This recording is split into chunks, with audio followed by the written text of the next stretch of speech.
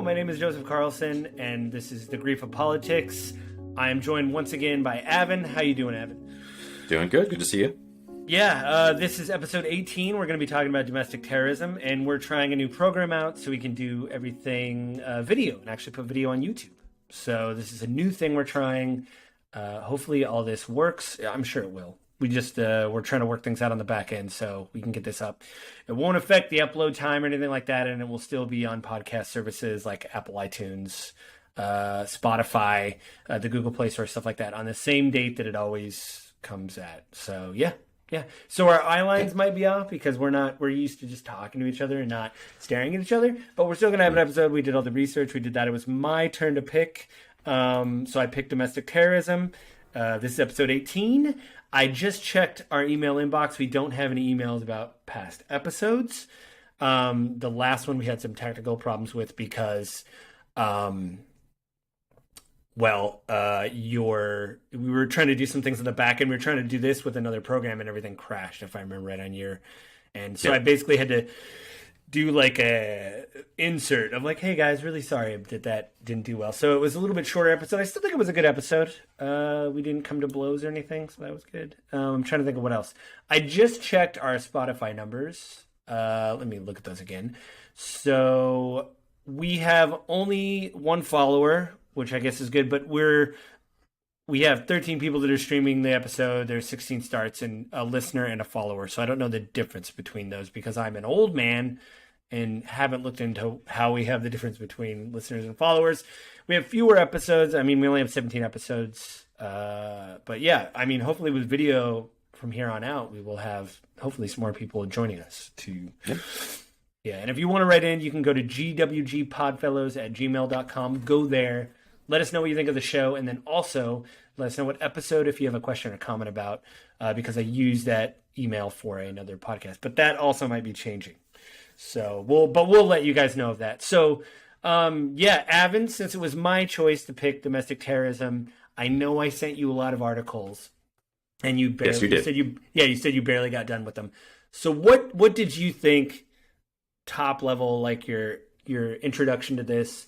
After reading those articles, I mean, did it totally change your mind about domestic terrorism? I mean, was it informative? Was it something that you didn't think you were going to see that you read in the article that surprised you? Stuff like that? No. I mean, ultimately, kind of my viewpoint or opinion of it has pretty much stayed the same. I think probably the most surprising thing was one of the articles is just giving pretty much raw stats with a little bit of context.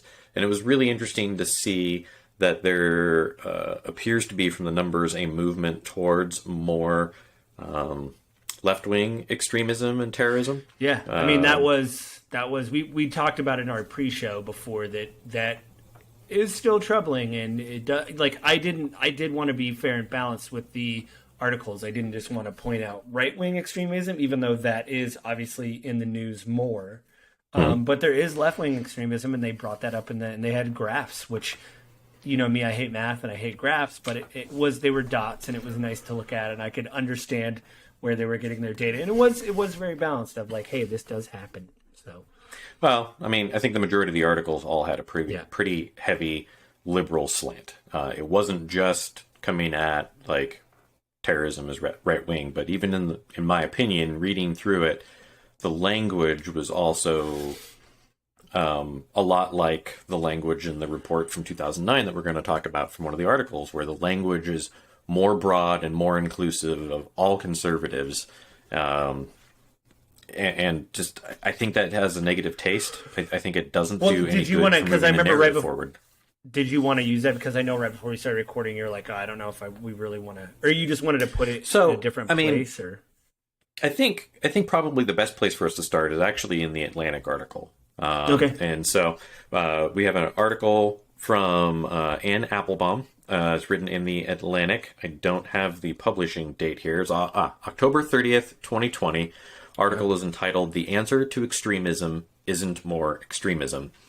And I just really liked this article. Clearly, Anne is someone that's coming from a more left-leaning political stance, but also she's very clearly kind of stating a position of like we need to be more moderate and less extreme, and really outlining kind of the consequences of it. And the reason I wanted to start with this article was because the things that she's warning about are the things that we're reading about in the other articles, which, you know, in an extreme summation of the article, the position is that essentially we need to be able to have more conversations and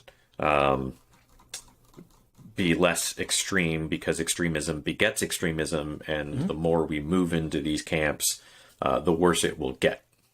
Yeah, I mean, it's the old story about, violence begets violence, and that it is read as a pretext, when you read articles about like, oh, this person did this thing, then I'm going to go do this other thing, and it doesn't matter because what I'm doing is justified in the fact that this other person did this other horrible thing. So, and how often do we hear that in political discourse, right? Like, well, the Republicans did it. Oh, the Democrats did it. Like, two wrongs don't make a right. The thing that we've heard since we were like 5. Yeah, I mean, even politically, without violence being brought into, I mean, it is domestic terrorism, the theme of the episode, but like the idea that we need to fight exactly like the other side because see what they're doing, we need to use the exact same tactics that they're using. And that goes to the, the ground floor of, domestic terrorism. So do you want me to read the article or read the, I clicked on the wrong. There was a specific quote in here I wanted to bring up because I think it really does highlight sort of the overall. Well, let me just read the intro to the article, and then you can bring in that quote that you... quote, as one of the ugliest and most divisive American presidential campaigns in our history coasts to its finish, President Donald Trump's defenders are making their closing arguments. Some of them assert that they like Trump's policies, his ethical violations, or his abuses of his office for personal gain don't bother them. The views come from deep conviction, and at this point, they can't be changed. I'll read the second art. I actually like this second paragraph. Quote, but another argument that appears over and over again in these closing statements demands a response. It is often made by educated conservatives, people who know that the Trump administration and its incompetence have allowed the coronavirus to devastate America. They also know that Trump has left America weaker and less influential around the world. They even dislike Trump's vulgarity and his cruelty. They just wish he would stop tweeting. Nevertheless, they will vote for him because the alternative, the left, the Democrats, the socialists, the quote-unquote woke warriors, were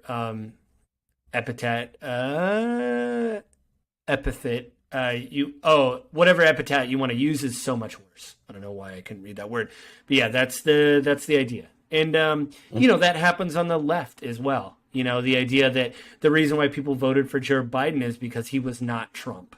It didn't have anything to do with his policies. As I've heard Joe Biden describe before, the funniest insult I ever heard was a podcast I was listening to, and they called him a sleepy coat rack of a president, which I thought was the weirdest, funniest, and true. So yeah. And so that happens, it goes on both sides, so. For sure. Right. And one of the worst things that we can do for the political advancement of our society and really kind of coming together more than we have been, as opposed to moving further apart, as I see our politics moving, coming back together, I think one of the worst things we can possibly do is break down into name calling, because there is no merit in it. It's not a discussion of the merits of the individual viewpoints or positions or policies, but name calling, which is just childish. Yeah, I mean, no matter what I feel about different pundits online, the moment I see somebody stand up to debate them and they make fun of them, I stop watching the clip, because at that point I think you've kind of lost the argument if you have to make fun of someone instead of just sticking to your point. Even if I disagree with you, if I called you a silly man, but I was serious and in the moment and mad, that would kind of blunt my argument, because I'm really just getting into name calling. So, no matter how much you and I disagree on politics, we still don't well, you're stupid. Like, it doesn't do anything. And you see it online all the time, and it happens a lot on left wing, which I really hate. because you see a lot of left-wing people go, well, that guy just looks stupid. It's like, well, that doesn't help your argument that climate change is real. Like, it doesn't, or that, whatever, we're running, Yeah. So, but a lot of it comes to like assaults on intellect, right? From the left-hand side, a lot of it is, well, they're just, redneck or hillbilly or, uneducated. And again, that doesn't help your argument at all. It doesn't win you anyone on the other side or anyone that's in the middle. It just makes you look weak and not know your positions. Well, yeah, so, but even on the right too, the idea that like you're a coastal elite, that you're out of touch.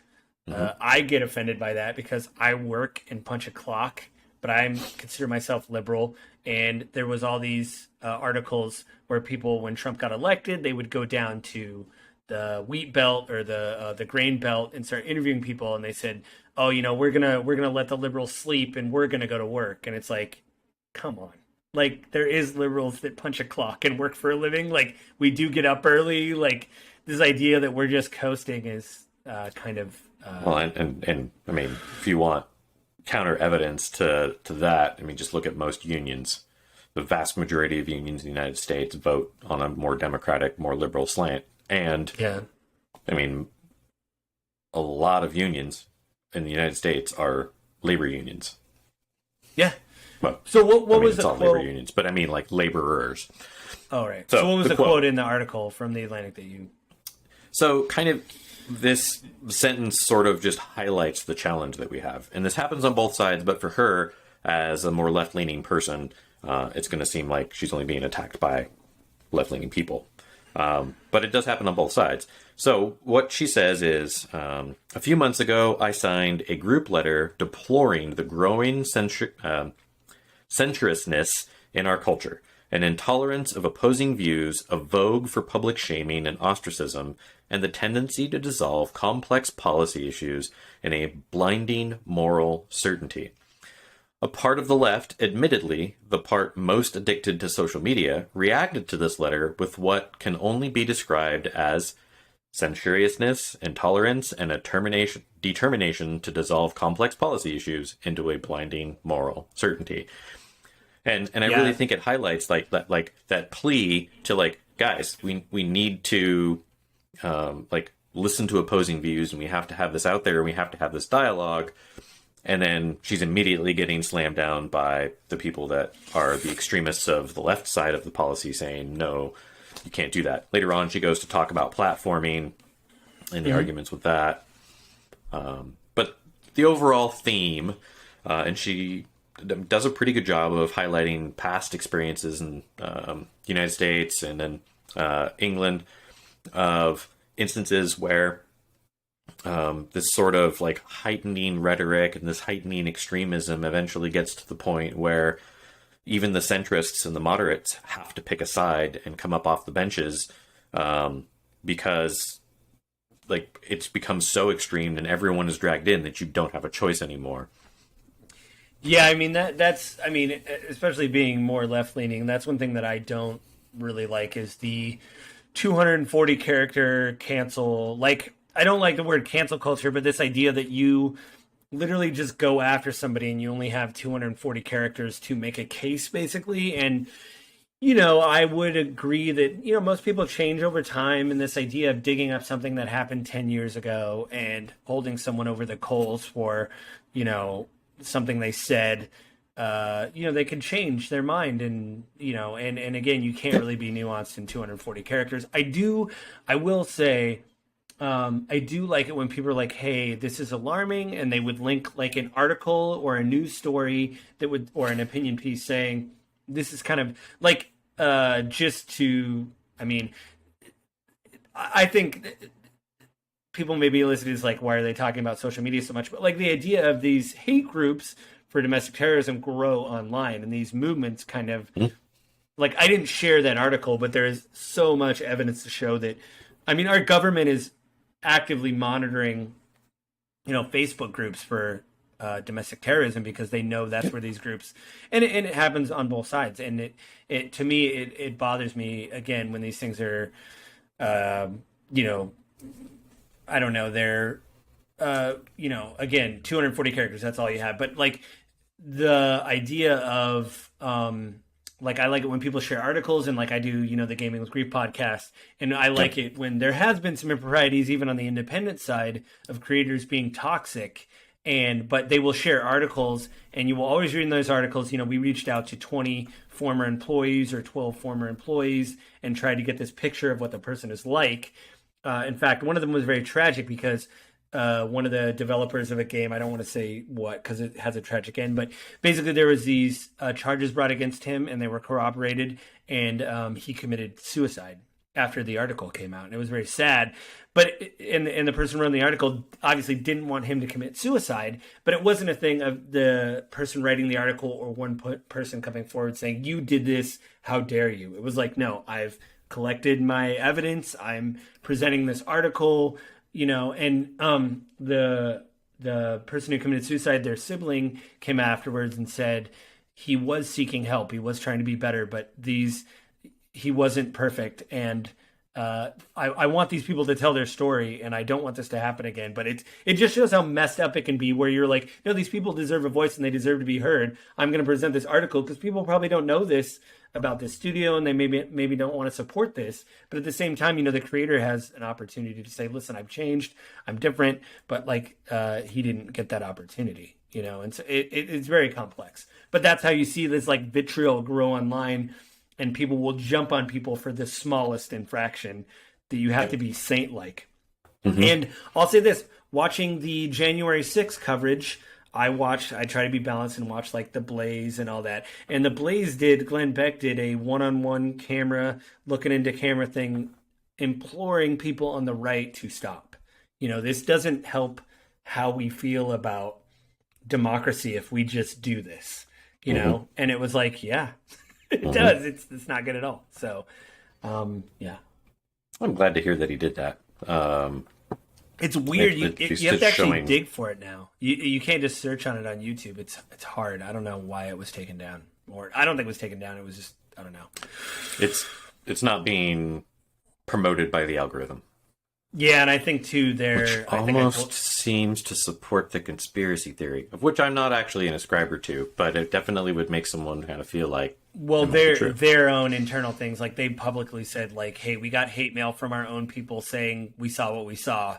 So they might be, there could be something on the back end where they're like, well, don't promote it that much, or I don't know. I don't know. So yeah, I mean, again, I wanted to be balanced with this, and I wanted to talk about, this extremism happens on both sides. It isn't just a one-sided thing. And again, there's a graph that shows that. I know you don't really like the 2009 article. I mean, do you want to talk about that now? And because I really think the CSIS article was probably better than the 2009. The only thing with the 2009 article from USA Today, I don't know, maybe I should bring it up since we're talking. Go ahead and bring it up, and I think we can discuss it. I don't know how much in length we want to go into, because like I said, overall it says the same thing over and over and over again. Right. I mean, I'm with you that it is. I did skim a lot when they were talking about reports and things and right-wing extremism. The only thing I'll say that I thought was interesting about this article was this stuff has been known about for a while, and we keep people that are in the intelligence community keep saying we really need to look at this, and mm-hmm. we keep ignoring these signs. And even no matter what I feel about extremism, even when you bring up an issue, I think we talked about it a little bit on the show, or maybe off camera, but the idea that some of the people that are committing these acts have military training or they're former military, and there was so much of a pushback in the right-wing community for that. I think that is troubling. The fact that a lot of people wanted the report to be buried, this early report that came out that this is a problem. I'm not saying it wasn't politically motivated. I'm not saying it wasn't more left-leaning, but things like this of looking into it at least allows the door to open to say, well, let's look at this. This is what we're seeing now. What are we going to see later? How is this stuff growing? And a couple of key takeaways for me out of that article. I mean, like I said, it was probably 3 times longer than it needed to be. But, right, one, the Republican Party, Republican representatives were able to kind of shout down this 2009 report about domestic terrorism and the threat from specifically growing right-wing domestic terrorism threats. The Republicans did a pretty good job of shouting it down and getting Department of Homeland Security to back off. Janet Napolitano actually kind of squashed the report because there was so much attention brought on it, and it was all like, in fact, when they interviewed our her, soldiers. Yeah, I mean, in fact, when they interviewed her, she's like, I don't want to talk about something that happened 10 years ago or 12 years ago. You know, it's like, it was like so toxic. She's like, I don't want any part of that anymore, which is bad because they were bringing up real concerns of like, not just the veterans that they were talking about that were being recruited, but like, hey, we're kind of seeing this growing online thing happening. We need to look at it. And the fact that it got buried, I was like, man, like that's too bad. But even she said in the hearings about it, like the information is good, but the language was too broad and encompassed too many people what it didn't need to encompass. And it, I mean, the other big challenge was, of course, I think it made it sound like all soldiers were at risk of becoming right-wing extremists, when the reality of it is it's a good recruiting ground for that kind of belief, because you and I talked about earlier, like there's a lot of people that end up leaving the military that are a little bit disenfranchised or disappointed in the government, and so it's easy to pull them in like, well, here's the problem. And I don't want to say it's easy, it's easier because they are an audience that you already know is upset. Again, I don't think it doesn't come back and say like, hey, the vast majority of our soldiers, the vast majority of the people that serve our country are never going to fall into this camp. And that was really the issue. And it's disappointing for me that the conservative press and media and Republican Congress members and senators did shout it down as much as they did without grabbing onto the merits of the article. Like, hey, we need to look into this. The biggest terrorist attack or domestic terrorist attack in American history was Timothy McVeigh. And like, if we can avoid that when we see that the kind of belief structure that he followed is growing, we should work to. Yeah, and that was another troubling thing in the article where they said stop bringing him up. You know, stop using him as, and it's like, but he's like the one that did the thing. You know, like he's the data point that we have. We don't want to repeat this thing. Yeah, and to me, again, it was biased and it was incredibly redundant because it kept saying the same thing over and over again. But there was like these troubling signs early on of like, well, we shouldn't probably do anything about this. And to me, that is why fast forward, obviously, to January 6th and say, well, they're not going to do anything with that. What are we going to do with this? You know, and to be clear, the hearings are going on right now for the January 6th committee. So I think we might, I know we've already done a redo because it was our 1 year anniversary and we redid it, but I do want to do something about, I don't know, I'll figure out something to maybe like an off-cycle episode or something to revisit the maybe outcomes. like a post show or something. So, but just to let you guys know, we got to take a little bit of a break, but we'll be right back in a second.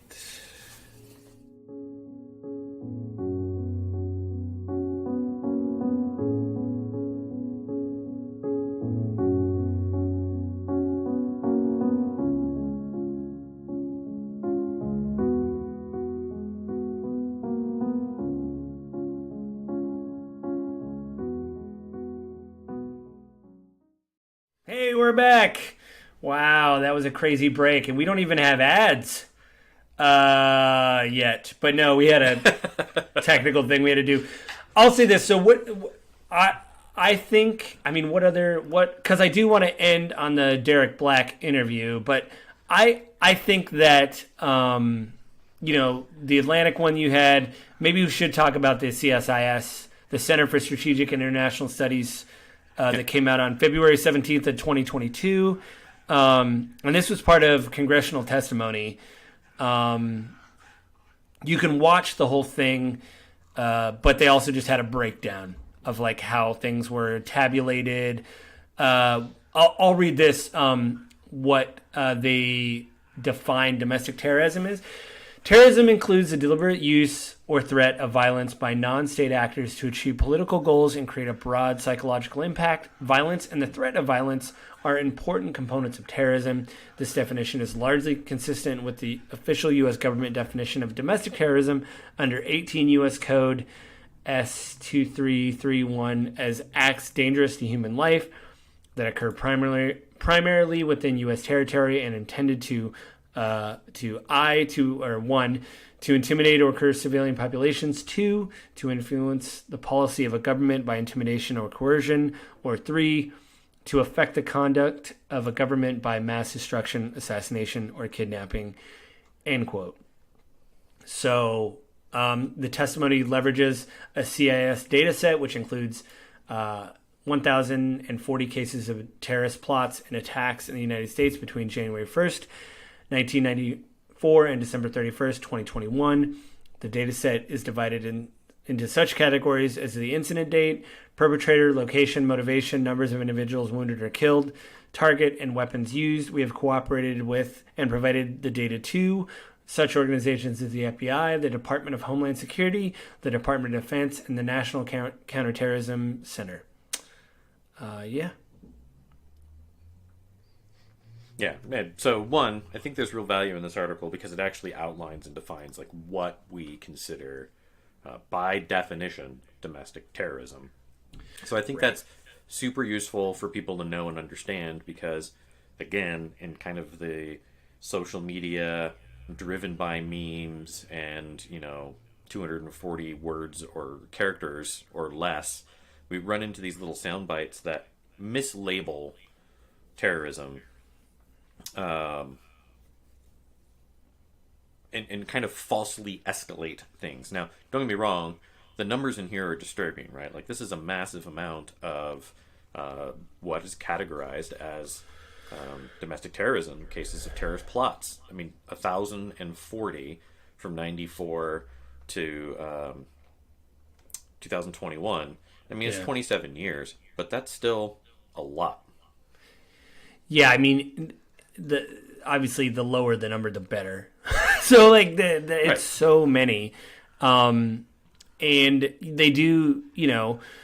I do like that they don't just consider it, I guess, what we would consider like left-leaning plots or right-leaning plots. They do try to just look again at. Right here. So the recent increase in domestic terrorist activity began around 2014. From 2014 to 2021, there have been an average of 31 fatalities per year, indicating that the 30 deaths in 2021 were typical of this period. This is substantially more than the period between 1994 to 2013, during which there were only 3 years in which more than 8 individuals were killed in terrorist attacks in the United States. And they talk about, COVID-19, the lockdown policies, disruptions in daily routines, reducing mass gatherings, the absence of mass casualties. So, like, there's just fewer people during the pandemic that were around on the streets, basically, so the casualties weren't as bad. Exactly. If you go even further down, I also really appreciate this article because it breaks down like the division between like white supremacist or like-minded terrorist attacks, as they call it, and it talks about there was 38 white supremacist attacks or like-minded terrorist attacks and plots in 2021. Yeah, just in 1 year. One of the things they highlight of those is that the white supremacist and like-minded plots and attacks tend to use more firearms, so they tend to have more fatalities involved in them. And they actually break down the statistics. In 2021, of the 38 attacks, 16 used firearms, 9 used explosives or incendiaries, 4 were melee attacks using weapons such as knives or bludgeoning weapons, and 4 were vehicular assaults. In the next paragraph, they go down and they talk about, of the 31 anarchist, anti-fascist, and like-minded terrorist attacks and plots in 2021, 19 were melee weapons, 3 used explosives or incendiaries, and 2 were firearms. So there's a big, huge swing between firearms and explosives. Right. And then 1 was vehicular. So there is a more heavily armed and aggressive stance on the kind of white supremacist and like-leaning attacks and plots. There's something else that you kind of read between the line, but like the white supremacist attacks, they use the example of the Atlanta spa shooter. Yeah. But it's mostly against people, like obviously the white supremacist attacks, and the anarchists, anti-fascists, and like-minded terrorists are mostly against property. So, and literally in the next paragraph down, Joe, what it says is government, military, and police locations and personnel were the most frequently targeted by domestic terrorist attacks, regardless of perpetrator orientation. Oh, you know what? I just conflated two articles. Of the total 77 terrorist attacks and plots in 2021, 29 were directed against government, military, and police targets. I mean, but... Okay, go ahead. Oh, I was just going to say, like, I mean, it just hits the news, right? Like, somebody writes a manifesto and then goes and shoots up a church or goes to a synagogue or whatever, you know? And when you hear about left-leaning attacks, they bomb a pipeline or derail a train, which is also terrible. But it seems like it's more, or like they burn a police station, like in, I think, Portland, or there's examples. Specifically do talk about Portland in one of the articles. But then, I mean, just in our own experience, living here in the greater Seattle area, we think of the CHOP protest in Seattle. Oh, yeah. Capitol Hill Occupy protest, right, where they chased the police out of their precinct in the area, and some kid, I shouldn't say kid, I mean he's an adult, but I want to say he was like 20 or 21, intentionally tried to trap police officers in the precinct and burn it down, like tried to set it on fire while they were in it, and actively tried to trap them in the building by blocking the emergency exits. Yeah. So, you know, I mean, there's extremism on all sides. Yeah, even if I don't... does a really good job of highlighting it.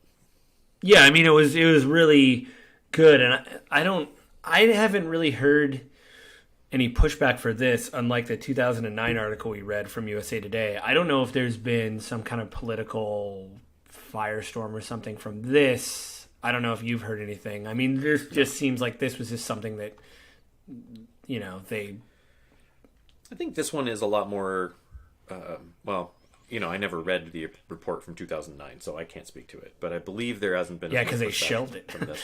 One, this isn't an official government document, right? Like, this is a separate research institution that aggregates its data and provides it. But two, it does a pretty good job, in my opinion, of providing the information in the data without expressing a bias. Mm-hmm. Yeah, I mean... And it was short, too, because they actually, there was other agencies on the left and the right, like the RAND Corporation, that I know of a little bit more right-leaning, and there was another one, I can't think of the name, but they had these like 40 or 50-page reports, which I didn't send to you because I care about our friendship. I don't want to like send you, like, read all this for tomorrow, like it's college and we have homework again or whatever, so... I mean, this is to say, this is where I think the Atlantic article is more powerful. The idea that violence begets violence. The more we do this will happen. Things like that. You know, I think that this is why it's important to look at data from the past. And you know, I don't. And on that note, this is exactly where I got kind of frustrated with the next article that you sent, which was from the Washington Post. Oh, yeah. It was written by 3 co-authors, so Robert O'Hara Jr., Andrew Ba Tran, and Derek Hawkins, published April 20th, 2021, titled The Rise of Domestic Extremism in America. And almost right off the bat, they cite CSIS data and then come out with, you know, the vast majority of terrorist attacks and plots are right-wing centered or white nationalist centered. Which, having just read the CSIS article where the numbers seem very balanced in 2021, the way they're talking about it, this article seemed like, what? That doesn't make any sense. until you start looking at historically, we're going back to 1994, it does appear that the majority of terrorist attacks and plots are from right-centered, nationalism-centered ideologies. And we're now starting to see an uptick in left-centered, anti-fascist, or anarchists, like-minded, like the CIS report says. It is kind of showing in the numbers that the violence begets violence, and you hear it in the rhetoric from the anti-fascist, anarchist movement that violence is the only thing that changes anything. It's the only thing that these people will listen to. Right. I mean, so unfortunately, yeah. I think this article doesn't directly show that, but I think read back to back, the two articles really do. And I think it also highlights the importance that no matter what side of thinking that you come from, pulling your viewpoint and information from multiple perspectives is super important. Yeah, I mean, I think after looking at all this, I really appreciate the CSIS article, I think, more than the other ones, But I wanted to try to show like a swath of info. And we usually do 3 articles, but there was just a lot of info to get through. And again, with the thesis of the podcast, the idea that obviously any kind of violence affects people, and the fact that it's a cycle that you can't get out of will just continue to affect people,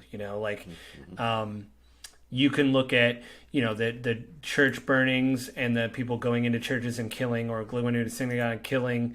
I mean, well, I would say in those communities, and then an uptick in violence, like, George Floyd obviously being murdered, and then, them burning the neighborhood down. I don't like the fact that they burned buildings that people were at, but I understand why they're frustrated and feel that they need to do that, but at the same time, then the right will look at that and go, well, look, they burned all that stuff down, Well, I think the thing that it really highlights, though, is the people will lash out and will be very irrational when they feel like they're not being heard or understood.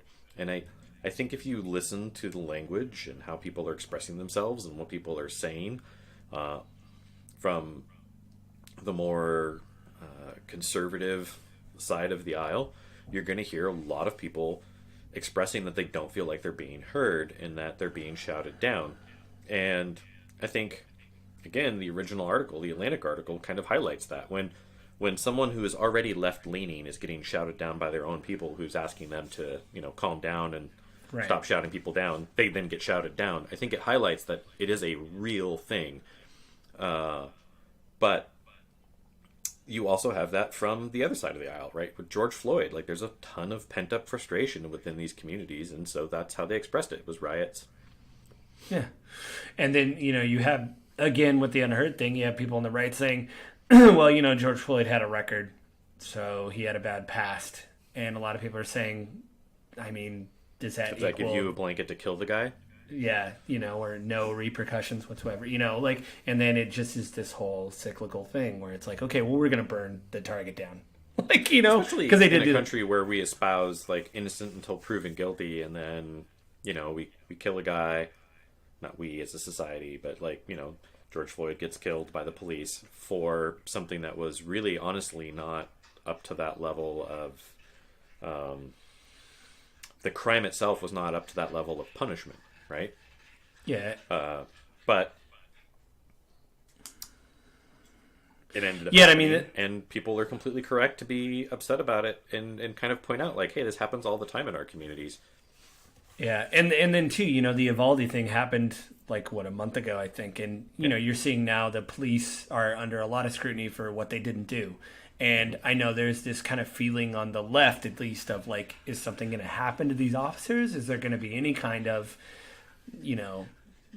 justice for the families, or the police chief went rogue, and it is, even though it isn't a white supremacist or whatever, I mean, this is domestic terrorism. Somebody walked into a school and murdered people, And so I hope that there is some form of justice for the police, because that will again feed into the thing if nothing happens, where the left, or at least the community, will say, fine, we're just going to burn the police station down because you guys aren't doing anything and nothing happened, And it's a juxtaposition. They're not going to burn the police station down. But what I'm saying is, if they burn the police station down, I don't want them to do that. But if I see the news, I'm like, okay, well, that makes sense. I don't want them to do that. But if you watch the news, you're like, okay.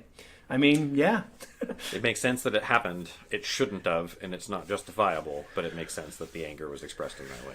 I get what you're saying. Yeah. And again, with the George Floyd thing, it's terrible. And every media, there was a bias of like, hey, they're not saying anything when they're burning the target down.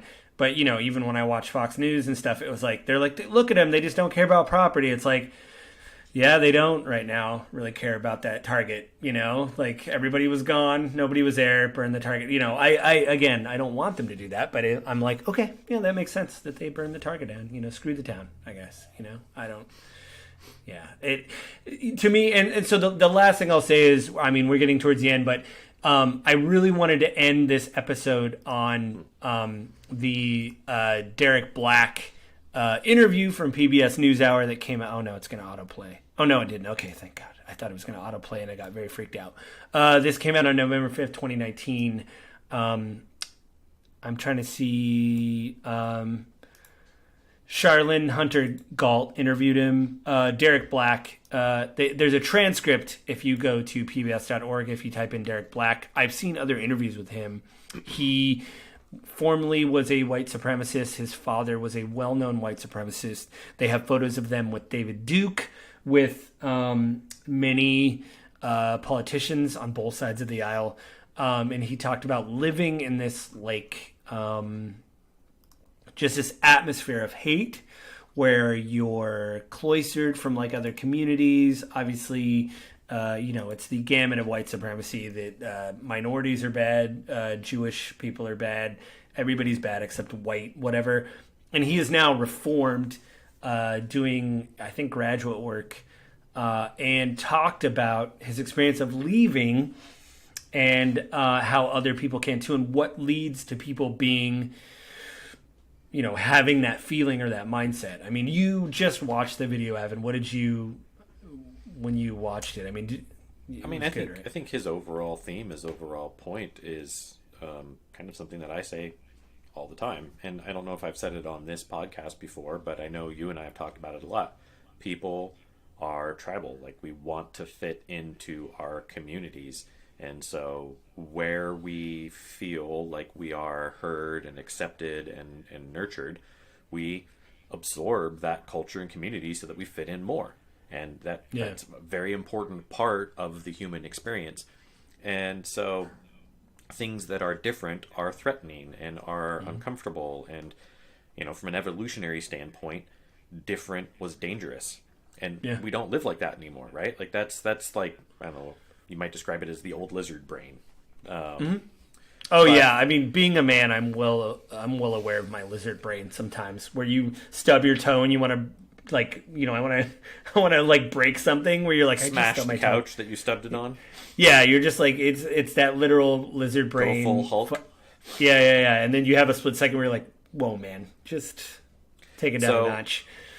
I think he really talks about like the way that you get people out of this. And again, I think this is something that I think I have said on this podcast is, the way you solve this problem is you get these people around each other in a setting that allows them to be open and authentic. Just start asking questions. And in the interview here, he talks about spending time with a Jewish friend at family gatherings and dinners, and just getting connected and eventually being invited into a relationship with someone who's very active follower of the Jewish faith, and being able to start asking just honest questions like, tell me about this, what about that, and start getting to know the Jewish side of the argument, which then opened his eyes to other areas like, oh, what else am I missing? What else am I not understanding? Well, what I like too is he said when he went to college, because it seemed like when he was in high school and other grades, I don't know if he was homeschooled, but it was very isolated, right? was in the same neighborhoods and stuff. But when he went to college, he went to a liberal arts college, and there was just a lot more people around, and someone called him out because they're like, hey, we have all these photos of you with David Duke or whatever, you know? And he said just being in a different environment where people will say this is not acceptable. Yep. You know, where you start questioning, like, is this acceptable? You know, just and that he moment even of... highlights that. Like, it was the first time that he'd ever really, like, felt super awkward and judged for it. Yeah, because people actually said, do you really believe that, you know, Jewish people are bad because they're Jewish? And he's like, I don't know, do I? Because it's my whole life. It's been people telling me that that's how it is. So I just wanted to show it because, you know, obviously there is a way out, and he does say that it's really anger and isolation that causes stuff to happen. And to quote Jon Stewart, you know, he said that whatever he felt about, I mean, there was some controversy a while ago with Joe Rogan. Jon Stewart just said, listen, I don't think that ostracizing people or whatever is that, I think you should always reach out and try to at least talk to them. And I think that's true in my life. Like, there's people in my life I know that are upset and angry. I'm upset and angry about certain things, but you can't shut down. And I mean, that's why I went to therapy, because I wanted to get the tools to process things clearly. And just like my wife and I now going to therapy, like, we will just tell people, you know, each other honestly how we're feeling about something. And we know we're not doing it to hurt each other's feelings. We're just doing it because I need to say this is what I feel. And you know, even my therapist said, listen, you're going to be sloppy. You may not say something to be hurtful, but it could come out as hurtful. So just tell them, I'm just going to say this. It could be hurtful, but this is what I think. And, you know, at least talk to people that maybe feel angry. Like you and I both have a mutual friend that we talk about all the time about reading comments that he's left on message boards where we're like, this is too bad. And part of me doesn't want to engage with that, but part of me does want to. But I mean, part of me is, I don't know, I'm kind of on the fence about it. But that's part of the problem. If I don't say anything like, hey man, do you really think this is like the worst thing ever? Or what, you know, like, you want to be able to reach out and go, there's got to be one good thing about this thing that you're hating on right now. So, yep. Okay. So we're gonna totally agree. Yep. Yeah. I mean, we are getting to the end. So, Avin, what do you want to plug while we're in the outro part of the show? So, you know, as always, I'll bring up, you know, my business, Your Agent Guide. I'm a real estate agent and provide real estate agent services and agent placing services, basically helping people find real estate agents in their area. And in that vein, I've started my own YouTube channel. You can look me up on YouTube as Your Agent Guide and just look at educational real estate videos. My whole purpose for doing this is because I want people to have the right information. Yeah, I mean, I know I'm your friend and I'm supporting your videos, but they are pretty informal, and I do like that they're a little bit shorter. Especially when it's on technical topics that I don't know about. If you see a link on YouTube and it says like 30 or 45 minutes, I'm like, oh, no. But like, I don't know what a graph is. But like your videos being 4 to 10 minutes long, I think is good because it's like, I get what I want. You have bullet points in your video. They help out. So, and I just realized too, I have it on our Gmail tab for our podcast at gwgpodfellows@gmail.com. There is a social tab. So I've noticed the comments that you and I have written back and forth on your videos go to the social tab, and also some creators that I've reached out. So just a heads up, I have just seen that. So if you have written a comment on one of my videos for my podcast, whoops, I just realized that you maybe left a comment. And then, of course, also, like, as far as this podcast go, I would just encourage, like, we would love to hear from the people that are listening. We do know that there are people listening, so feel free to reach out and email us. We're going to start putting these on YouTube, so if you're listening, you can also go online and leave comments there. Yeah, and I mean, this is all experimental right now that we're using the software and stuff to see if we can do it. And if we do it, I mean, we wanted to do video for a while. Avin's the one pushing. I'm like, I like audio, and he's like, bro, we got to do video. So, yeah, got to get me out of my comfort zone, man. And so the only thing I'd like to plug, obviously, is my other podcast, The Grief, Gaming with Grief. I almost plugged the podcast one right now. That's weird. But yeah, Game with Grief. Every week I talk about games. Sometimes they're sad, sometimes they're not. Avin and I talk about a project that will actually be fun. I went through a lot of grief between 2016 and 2020, and I review games that have to do with death, dying, or the process of grief or whatever. But lately I have been doing more fun projects. You and I are talking about a game we'd probably cover just for fun. because it is good sometimes and therapeutic to relax, make your friends laugh, and then Avin can just beat me in another strategy game. That's kind of what we're doing. And so my wife and I are going to play a horror game together. I don't really play a lot of horror games. She really likes this company that makes this horror game. They're coming out with like a 2-player co-op horror game, so we will probably play that together. That'll be fun, and we will probably be talking about that on the podcast. And I think without that, if that's all, Avin, just remember, you guys, this is The Grief of Politics, episode 18. We talked about domestic terrorism this episode. Avin, I kind of sprung it on you. Have you thought about what you want to talk about next month? Or do you want me to read over what I've written down for our topics? Or have you thought of something that you wanted to talk about? I have not, but we'll figure something out. Do you want me to read over what we have written down? Sure.